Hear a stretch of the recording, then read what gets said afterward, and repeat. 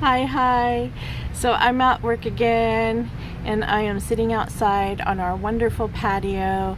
We're so lucky to have this patio. Let me show it to you a little. Nice green space and trees and feral kitties. So nice to sit out here in the mornings when it's nice and cool.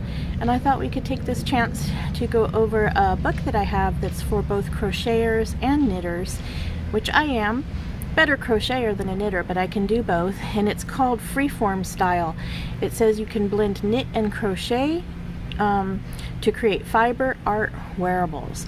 So let's take a look at it together. Here's an example of a freeform afghan that kind of reminds me of like a 1900s crazy quilt.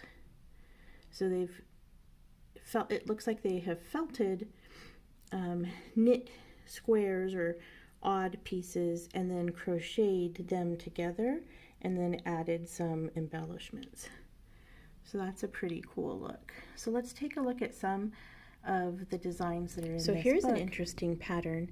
It's a cape, and what they do is they knit the main body of the cape, then they felted it.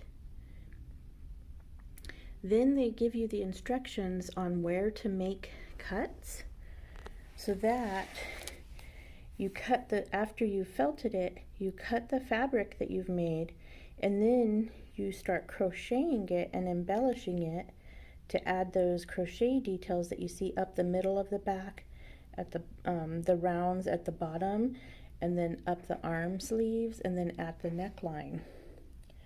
So I thought that was a really interesting look. Moving on, now it really gets artistic. That first piece that I thought was an afghan is actually a long cape. They've felted the squares, knitted squares, although if you don't knit, you could actually just crochet the squares. It's harder to felt crochet because it's thicker, but they felted the squares in freeform shapes and then crocheted them together and added embellishments. So let's see a close-up of that. That is really interesting looking. Here we have one of the scarves they've done using crocheted motifs, and they show how throughout the book, as they show you different motifs, they show you also how you can mix and match them to form your own freeform design.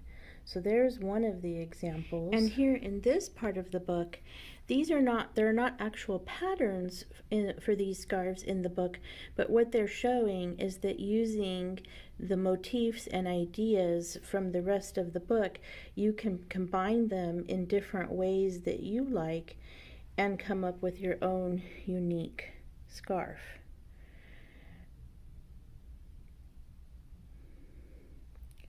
So these are all sample ideas of what you could do on your own after practicing some of the techniques in this part of the book. They talk about the elements of freeform and how to combine knitting and crochet. So if you see here, they go over how you can use small pieces as embellishments, how you can make patches, how you can use embroidery. Here it talks about some elements like these starfish that in this case were stitched together and layered over a knit sweater.